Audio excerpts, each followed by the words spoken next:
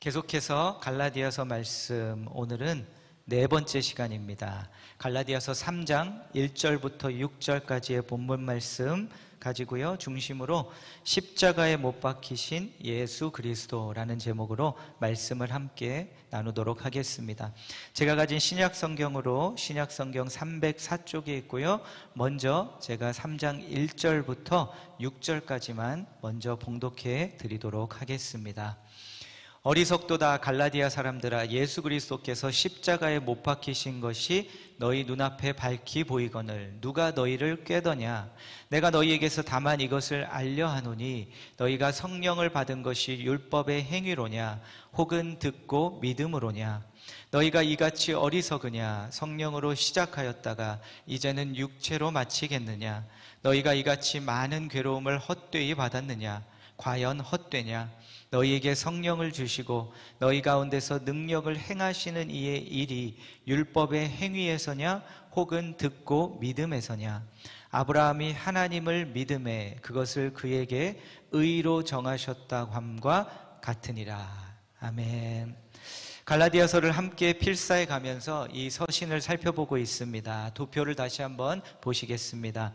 갈라디아서는 오직 예수의 복음을, 오직 예수란 복음을 저버리고 예수 외에 다른 것, 예수 플러스라는 그 다른 복음, 그릇된 가르침에 빠져있는 갈라디아 교회를 향해 사도 바울이 기록해 보낸 서신입니다. 그리고 이 서신을 통해서 사도 바울은 다른 복음은 없나니 라고 외치며 복음을 변호합니다. 세 부분으로 나뉘어져 있는데요, 1장, 2장에서는 자신의 자선적 설명, 내가 어떻게 사도가 되었는지, 그리고 그래서 내 복음이 왜 진정한 정당한 복음인지를 설명을 합니다. 그리고 3장, 4장에서는 교리적으로 복음을 믿음과 율법의 관계라는 그 주제를 잘 설명을 해주시고요, 그리고 마지막 5장, 6장에서는 율법을 통해서 내가 변하는 것이 아니라 진정한 복음이 내 안에 들어왔을 때 어떻게 복음이 워킹해서 나의 삶을 변하게 하는가라는 것에 관해 말씀하시며 실제적인 권면을, 복음의 삶을 살라고 갈라디아 성도들을 격려합니다. 권면합니다. 그런데 이 각 부분이 복음의 핵심을 요약하고 있습니다. 그리고 요약되는 단어들이 있는데요, 1장, 2장에서는 복음은 은혜라고 말씀합니다. 3장, 4장에서는 복음은 믿음이라고 말씀하고요, 5장, 6장에서는 복음은 자유라고 말씀합니다. 오늘은 빨간 글씨로 보시는 것처럼 은혜에서 이제 믿음으로 넘어가서 오늘은 좀 믿음에 관해서 우리가 함께 살펴보도록 하겠습니다. 여러분, 믿음이 무엇입니까? 믿음은 어떻게 얻습니까? 다시 말해서 내 안에서 어떻게 하면 믿음이 생겨날 수 있습니까? 성도님들 중에는요, 믿음에 관해 궁금함이 있는 분들이 많이 계신 것 같습니다. 저도 마찬가지입니다. 저도요, 늘 믿음은 제게 의문사항이었습니다. 왜냐하면 제 안에 믿음이 어쩔 때는 있는 것 같기도 하고 없어진 것 같기도 하고, 이럴 때 느끼는 이런 마음 드실 때 있죠? 믿음이 있는 것 같기도 하고 없는 것 같기도 하고, 그리고요, 믿음이 있는 것은 알겠는데, 이제 그것은 확실히 알겠는데 이 믿음이 도대체 어떻게 생기는 것인지 잘 모르겠습니다. 그래서 저도 믿음이 항상 제게는 의문사항이었습니다. 그래서 이 질문을 가지고 갈라디아서에서 다시 믿음의 주제가 등장하기 때문에 말씀으로 돌아가서 묵상하고 주님께 구하고 찾아보았습니다. 이 질문들을 가지고 도대체 믿음이 뭐고 믿음은 어떻게 생기는가? 그런데 재미있는 사실을 한 가지 깨닫게 해주셨습니다. 여러분, 이것은 뭐냐면요, 그것은 여러분, 성경에서는 믿음이 무엇이고 어떻게 생기는지 아주 체계적으로 설명하고 있지 않다는 것을 아십니까? 체계적으로 1번, 2번, 3번, 4번, 5번 이 5가지를 하면 믿음이 모두에게 생긴다라고 체계적으로 설명하고 있지 않습니다. 아니, 그런데 말씀을 많이 읽고 설교를 많이 들으신 분은 한 가지 떠오르는 구절이 있으시죠? 믿음을 정의하고 있는 곳이 하나 있는데, 히브리서 11장이죠. 1절. 믿음은 바라는 것들의 실상이요 보이지 않는 것들의 증거니. 여러분, 이게 무슨 뜻입니까? 무슨 뜻이에요? 이 말씀이 어느 정도 그래도 믿음을 정의하고 있다고는 볼 수 있을 것 같습니다. 어느 정도까지는. 무슨 뜻인지 다 잘 이해는 못하더라도. 그런데 이 믿음장이라고 유명한 히브리서 11장을 그 다음 2절부터 40절까지 쭉 읽어 내려가다 보면은요, 무엇을 발견하게 되냐면 이 말씀들조차도 믿음이 체계적으로 어떻게 생기는지 말씀하고 있지 않습니다. 그러면 이 2절부터 40절까지 믿음장은 무엇에 관한 내용입니까? 믿음의 사람들이 가지고 있는 믿음으로 어떻게 반응했는지를 설명해 주고 있습니다. 예를 들면서 믿음이 이거야 라고 자세하게 딱 집어서 정의를 내리지 않고, 이 사람은 믿음으로 이렇게 반응했고, 이 사람은 이렇게 반응했고, 아벨은 이렇게, 에녹은 이렇게, 노아는 이렇게, 아브라함은 이렇게, 사라는 이렇게, 야곱은 이렇게, 요셉은 이렇게, 모세는 이렇게 믿음으로 이렇게 반응했고 그들이 이것을 얻었다라고까지만 말씀하고 있습니다. 그리고 나서 무엇을 말씀하시냐면 니들도 그렇게 해. 그러니까요, 하나님의 말씀을 물론 좀 표현이 어떨지 모르겠지만 저는 항상 이 히브리서 11장을 읽으며 답답했던 부분은 뭐냐면 마치 좀 이런 느낌입니다. 엄마 아빠가 오셔서 야, 교회에 누구는 스트레이트 A 맞았다더라. 너도 좀 스트레이트 A 맞아봐. 그런데 듣는 순간 저는 안 하고 싶을까요? 방법을 모르겠는데요. 어떻게 하면 스트레이트 A 맞는 건데요? 이런 느낌이 좀 든다는 겁니다. 이 믿음장을 읽을 때. 갈라디아서도 그렇습니다. 믿음에 관한 주제를 말씀하고 있는데 막상 말씀을 읽어보면, 갈라디아서를 보면 믿음의 정의를 속 시원하게 내려주거나 믿음이 어떻게 생기는지 체계적으로 설명해 주시고 있지 않습니다.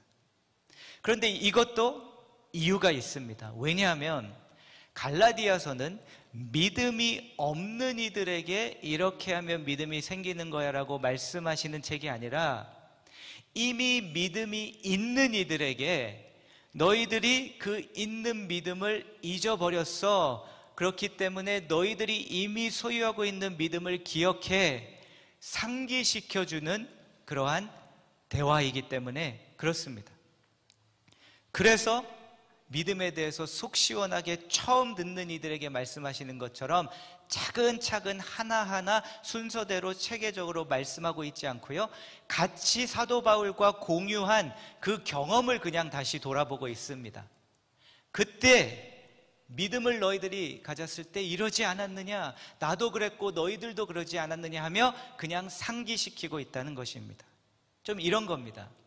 여러분, 우리가 사용하는 이 한국어에는 단어 하나인데 그곳에다 모든 것을 다 넣을 수 있는 단어가 하나 있습니다.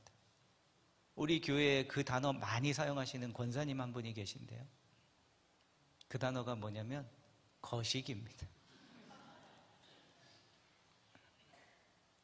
마치 이런 것 같아요. 지금 서로 이 사도 바울과 갈라디아 성도들이 이 믿음을, 그 경험을 공유하고 있기 때문에 이런 대화인 거죠. 마치 그때 거시기해서 믿음 생겼잖아. 그랬더니 갈라디아의 성도들이 그려, 믿음은 거시기하면 생기는 거잖요. 마치 이런 대화 같다는 겁니다. 그럼 듣는 우리는 답답한 거죠. 그래서 믿음이 어떻게 생기는 건데요? 그러면 돌아오는 답변은 거시기하면 생기는 거야, 믿음은. 서로 공유하고 있기 때문에. 우리는 공유하고 있지 않은 그 사건.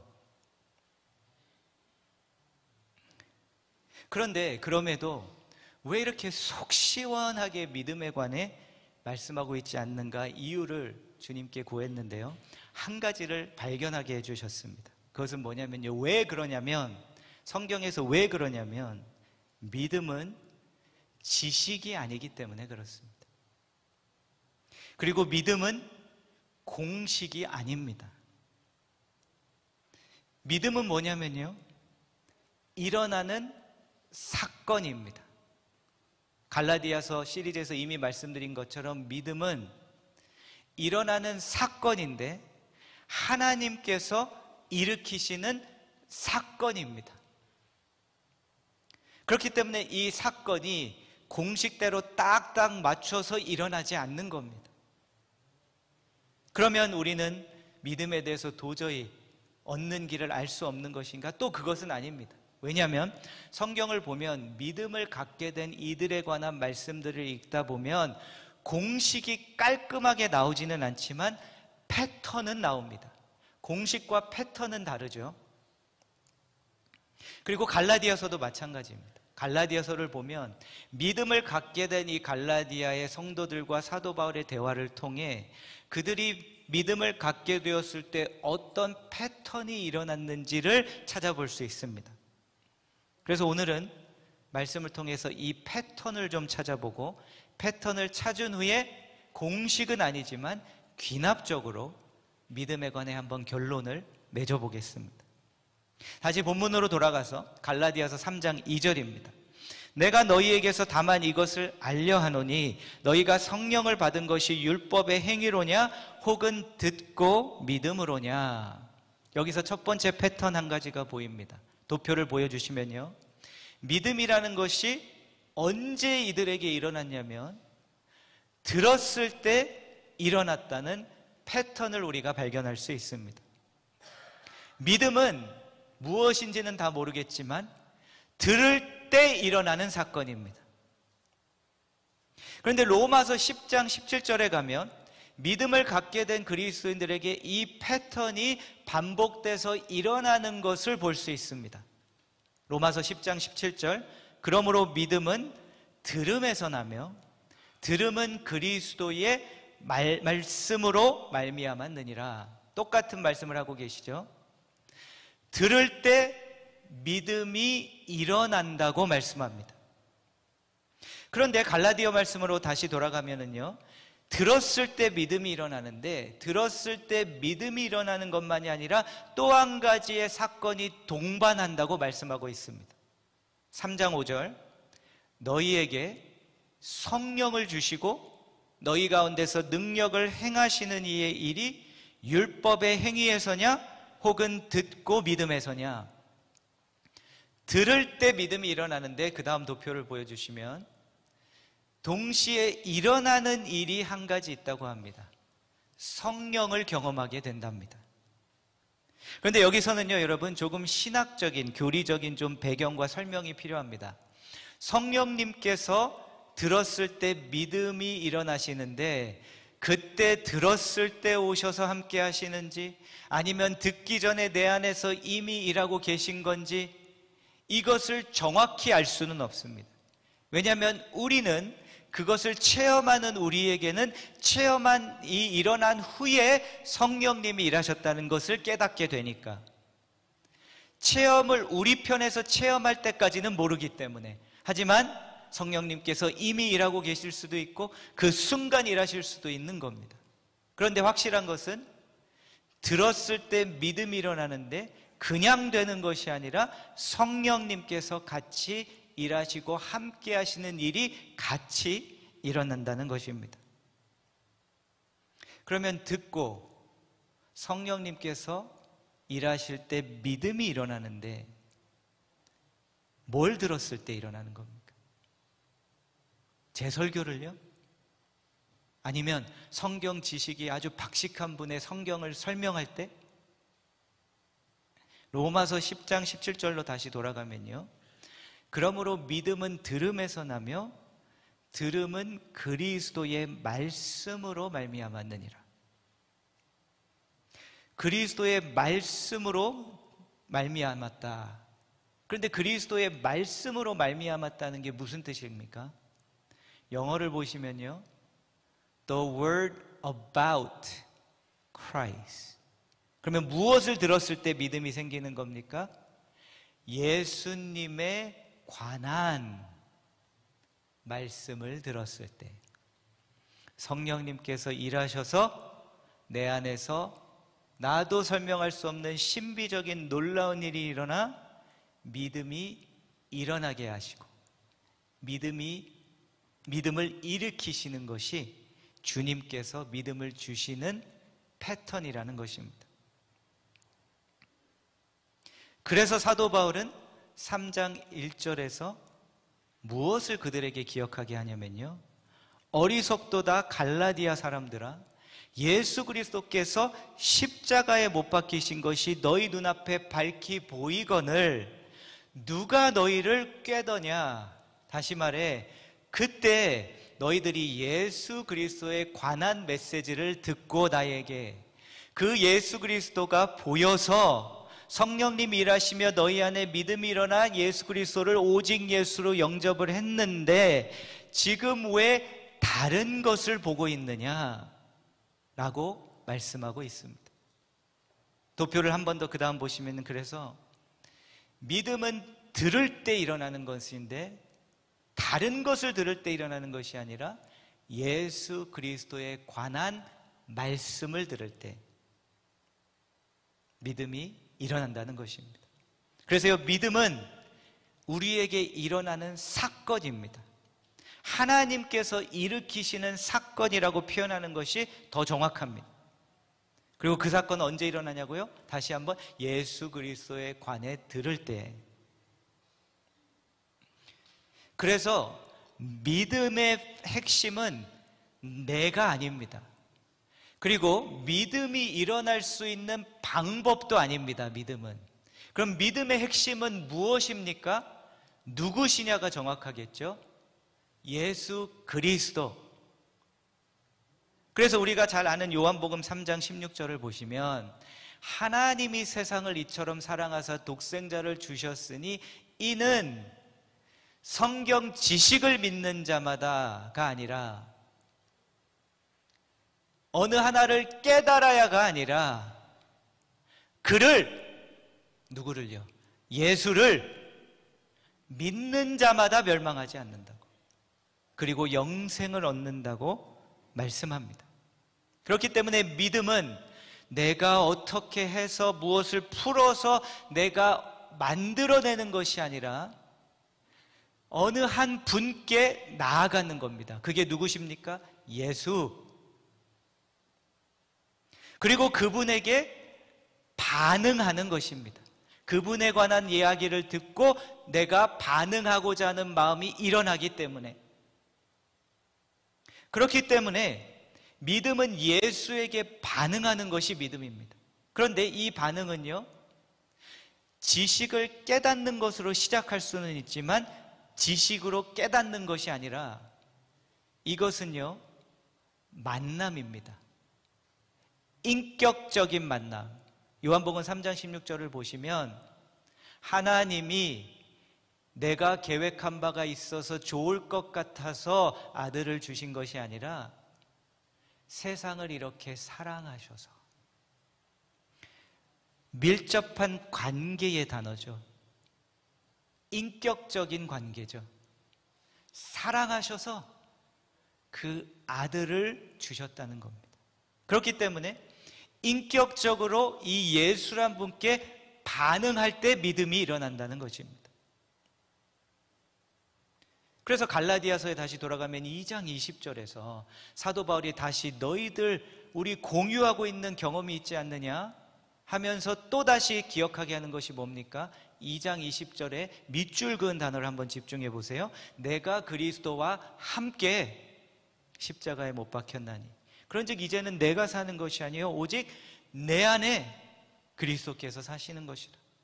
이제 내가 육체 가운데 사는 것은 나를 사랑하사 나를 위하여 자기 자신을 버리신 하나님의 아들을 믿는 믿음 안에서 사는 것이라.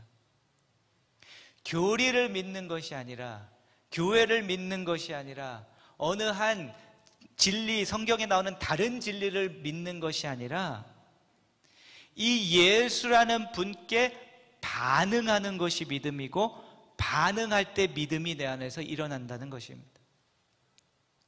함께, 내 안에 얼마나 밀접한 관계의 표현입니까? 그래서 공식이 될 수 없는 겁니다. 왜냐하면 이것은 인격적인 관계이기 때문에, 각자 다르기 때문에, 예수님께서 저를 만나주시는 것과 여러분을 만나주시는 것이 다릅니다. 왜냐하면 저와 여러분이 성격이 다르고 지금까지 경험해온 것들이 다르고 아는 것이 다르기 때문에, 그러니까 그냥 수학 공식으로 딱 주시고 나서 똑같이 1, 3, 2 여기다 넣어, 그러면 같은 답이 나와가 아니라는 겁니다. 그런 의미에서 공식이 아니고 패턴만 우리에게 주셨다는 겁니다. 그 패턴 안에 각자 믿음이 생기는 그 길과 상황과 방법이 다르기 때문에 이런 거죠. 여러분은 어떠신지 모르겠지만 자녀 교육이요, 공식으로 되든가요, 안 되든가요? 저는 아이들을 키우면서 이런 생각을 갖게 됐습니다. 이 아이들이, 얘네들이 나를 진짜 겸손하게 만들어주는 이들이다. 안 돼요, 제 뜻대로 잘. 나는 내 뜻대로 됐다는 식으로 저를 바라보시는 그 이 눈빛들은 축하드립니다. 근데 저는 제 뜻대로 안 되던데요. 두 녀석인데 똑같은 하나를 가르치려고 해도 진리를, 한 녀석은 이렇게 말해야 되고 또 한 녀석은 저렇게 말해야 되고. 그래서 제가 자녀 교육은 하나님께서 나를 겸손하게 만드시는 길이다. 목회를 하면서도 자녀 교육만큼은 제 뜻대로 안 되는 것을 경험하게 하시면서, 그런데 이것이 다른 자녀들에게 다르게 말하고 돼야지만 공통점은 뭡니까? 이것은 사랑으로 해야 되고 각자와 제가 인격적으로 만남이 이루어져야 성립되는, 일어나는 교육이고 일이라는 것이죠. 그런 면에서 믿음에는 공식이 없다는 겁니다. 하지만 한 가지 패턴 확실한 것은 믿음은 예수와 관련이 있고요, 각자 우리가 예수라는 분을 어떻게 알고 무엇을 알고 이분에게 어떻게 반응하느냐에 따라 믿음이 일어나고 안 일어나고가 결정된다는 것입니다. 그것도 하나님께서 하시면. 이것을 마가복음에서 여러 사람들의 스토리, 다는 볼 수 없지만 여러 사람들의 그 믿음의 스토리를 통해서 한번 보도록 하겠습니다. 마가복음 1장 40절입니다. 한 나병 환자가 예수께 와서 꿇어 엎드려 간구하여 이르되 원하시면 저를 깨끗하게 하실 수 있나이다. 예수께서 불쌍히 여기사 손을 내밀어 그에게 대시며 이르시되 내가 원하노니 깨끗함을 받으라 하시니. 모든 사람이 다 나병을 앓고 있는 것이 아닙니다. 그런데 이 사람은 나병을 앓고 있었습니다. 그러면 이 사람에게는 무엇이었습니까? 믿음이 이 예수께 나아가서 꿇어 엎드려 간구하는 것이 이 나병 환자에게는 예수께 반응하는 것이었습니다. 그랬더니 예수님께서 손을 대시며 깨끗함을 받으라 하시며 이를 치유해 주십니다. 여기 계신 여러분들 가운데 오늘 예수님께 나아가 엎드려 무릎을 꿇어야 하시는 분이 있으실 수도 있습니다. 계속 내 뜻과 의지 붙들고 내 방식, 내 방법, 믿음조차도 내가 생각하는 방법으로 얻어야 합니다 라는 그것을 내려놓고 예수님 앞에 진정으로 예수님만이 저를 깨끗하게 하실 수 있습니다 하고 꿇어 엎드려야 하실 분이 오늘 계실 수도 있습니다. 그렇다면 마음으로 꿇어 엎드리십시오. 그러면 예수께서 여러분을 불쌍히 여기셔서 손을 내밀어 여러분을 대시고 내 안에 있는 나병 같은 것들이 치유되고 사라지게 하나님께서 일으키시는 믿음을 통해 일어나게 하실 줄로 믿습니다. 마가복음 2장, 수일 후에 예수께서 다시 가버나움에 들어가시니 집에 계시다는 소문이 들린지라 사람들이 한 중풍병자를 네 사람에게 메워가지고 예수께로 올세 무리들 때문에 예수께 데려갈 수 없으므로 그 계신 곳에 지붕을 뜯어 구멍을 내고 중풍병자가 누운 상을 달아내리니, 또 다른 상황입니다. 그런데 왜 이 네 친구들이 매달아 지붕을 뚫어서 지붕을 뚫어 내렸습니까? 누구에게 가게 하려고요? 무슨 유명한 의사가 왔다고요? 물론 유명한 의사이시죠. 예수님께 가게 하려고. 여러분은 지금 여러분의 공동체와 셀이 되었든 가정이 되었든 교회가 되었든 어디로 누구에게 가고 계십니까? 어떻게든 같이 짊어지고 예수께로 가고 계십니까? 아니면 다른 곳과 다른 답을 찾아가고 계십니까? 우리가 같이 한번 이 신앙책을 읽어보자, 좋은 겁니다. 우리가 한번 이 집회를 한번 같이 가보자, 좋은 겁니다. 그런데 여러분, 집회를 함께 가니까 우리에게 믿음이 일어나 역사가 일어나는 겁니까? 아닙니다. 집회에 거하시는 예수님께 가니까 생기는 거죠. 그 책 때문에 우리가 믿음이 일어나는 게 아니라 그 책이 우리에게 소개해주고 있는 예수님에 관한 말씀 때문에 우리가 변하고 믿음이 생기는 거죠. 8장 27절입니다. 예수와 제자들이 빌립보 가이사라 여러 마을로 나가실새 길에서 제자들에게 물어 이르시되 사람이 나를 누구라고 하느냐? 제자들이 여짜와 이르되 세례 요한이라고 하고 더러는 엘리야 더러는 선지자 중에 하나라나이다. 또 물으시되 너희는 나를 누구라 하느냐? 베드로가 대답하여 이르되 주는 그리스도시니이다. 베드로에게는 예수님께 반응하는 것이 대답하는 것이었습니다. 그리스도이시니이다 라고 대답했습니다. 이것은 무슨 의미입니까? 모든 어떤 다른 방법과 다른 사람과 존재가 아니라 오직 예수님만이 나의 구세주입니다 라는 고백입니다. 이것이 그리스도의 뜻입니다. 메시아라는 것은 다른 누가 나를 구원해 줄 수 있는 게 아니라 오직 이분만입니다 라고 그는 입술로 고백했습니다. 그랬더니 그 순간 믿음을 주시는 거예요. 마지막으로 14장 3절 마가복음, 예수께서 나병 환자 시몬의 집에서 식사하실 때에 한 여자가 매우 값진 향유 곧 순전한 나드 한 옥합을 가지고 와서 그 옥합을 깨뜨려 예수의 머리에 부으니, 이 여인은 자신이 천한 자라는 것을 알았고 그럼에도 불구하고 나를 귀하게 여겨주시는 주님을 보며 내가 가진 가장 값진 것을 받으실 분이다. 그래서 그것을 들고 나와 깨뜨리고 예수님의 머리에 부어드렸습니다. 각자 다릅니다. 상황이 다릅니다. 반응한 것이 다릅니다. 어떤 이들은 고백으로, 어떤 이는 친구들을 메고, 어떤 이는 향유를 붓고, 그런데 공통점이 있습니다. 그 공통점이 뭡니까? 예수께로.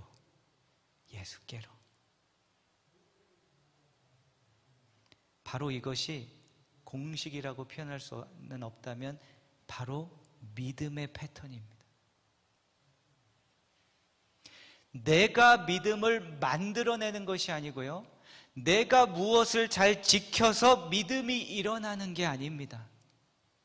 내가 예수라는 분에 대해 듣고 예수라는 분에 알게 되니까 어느 순간 내가 나아가야 할 분은 이분이구나 라는 그 일이, 누가 그걸 해주셨는지 내가 한 건지 주님이 해주신 건지 정확히는 모르지만 내 안에 그 예수님을 향해 반응하고 싶은 마음이 일어나 내가 있는 그 자리에서 내가 할 수 있는 방법으로 내 상황 가운데 그 예수께 예수님만입니다, 그리스도이시니이다, 내가 이것을 머리에 부어드리겠습니다, 주님만이 내 친구를 치유하실 수 있습니다. 그렇게 예수께 나아가는 것이 믿음이 일어나는 길입니다. 그래서 공식이 아니라는 겁니다. 왜냐하면 이것은 각자에게 주시는 인격적인 독특한 만남이기 때문에, 한 가지 패턴이 있다면 예수에 관한 것을 듣고 그것에 반응할 때 일어난다는 것이 공통점입니다. 그래서 내릴 수 없는 정의를, 한번 믿음의 정의를 내려봅니다. 여러분, 믿음은 다른 것이 아니라 예수를 만나는 사건입니다. 사건. 이 자리에 계신 분들 중에 내가 교회 나온 지는 꽤 됐는데 난 진짜 솔직히 믿음이 없습니다. 그러면 제가 이렇게 말씀드릴게요. 지금부터 복음서를 펴고 마태복음에서부터 요한복음까지 이 예수라는 분을 한번 제대로 생각해 보십시오. 읽어가시면서 이분이 뭘 하고 했고, 무슨 행동을 했고, 어떻게 상황에 반응하시고, 그러면서 쭉 읽어가시면서 내가 이분에게 반응해야 할 분인가 아닌가를 고민해 보십시오.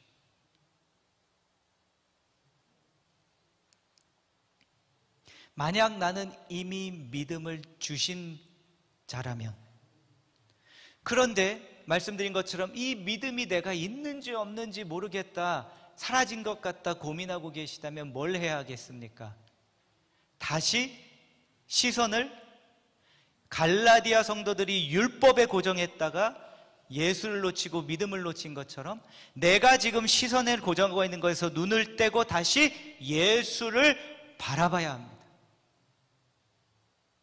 그리고 다시 예수를 새롭게 묵상해 보시고, 다시 예수님께서 지금 나와 같은 상황에 뭐라고 말씀하셨는지 다시 기억해 보고,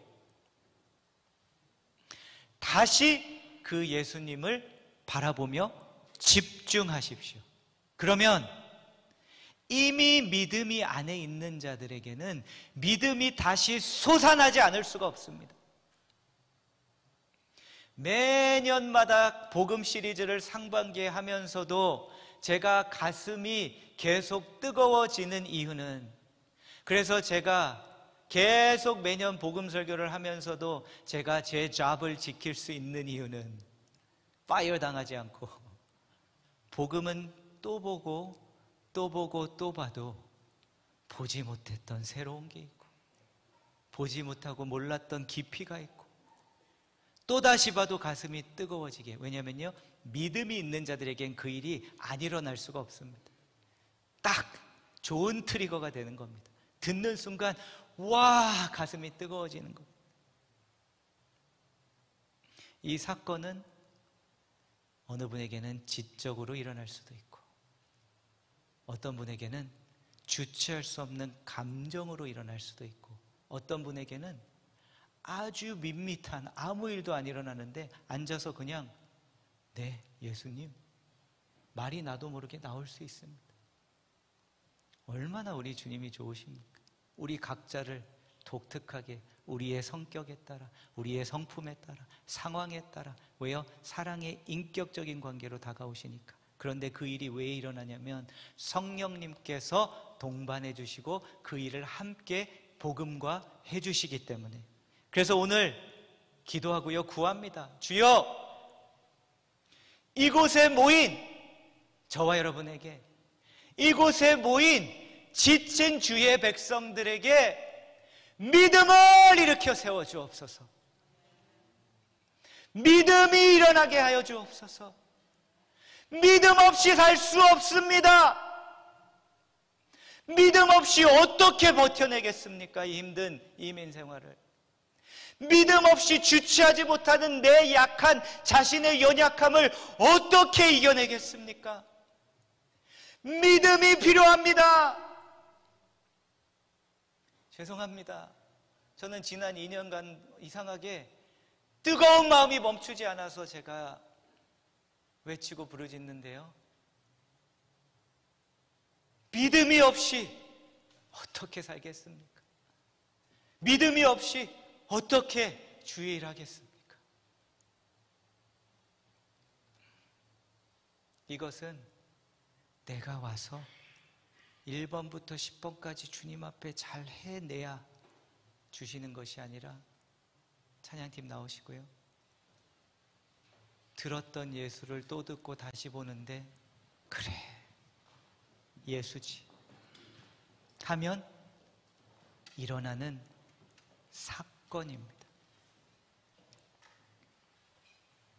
이 찬양의 고백처럼 내가 천한 나라는 것을 예수에 관해 들으니 깨닫고, 내 죄로 인해, 내 약함으로 인해, 악함으로 인해 이렇게 천한 자라는 것을 깨닫고, 그런데 그가 나를 이렇게 사랑으로 따뜻하게 나를 위해 죽어주셨기에 그 분이 닿을 수 있는 곳까지 내가 하늘을 향해 손을 들리라. 이게 믿음입니다. 사랑하는 여러분, 저에게 반응하시지 않아도 되고요, 어느 누구에게도 오늘 반응하시고 그 어느 다른 것에도 반응하지 마시고 이 예수님께 반응하시는 오늘 예배가 되시기를 주의 이름으로 축원합니다. 함께 같이 찬양하겠습니다.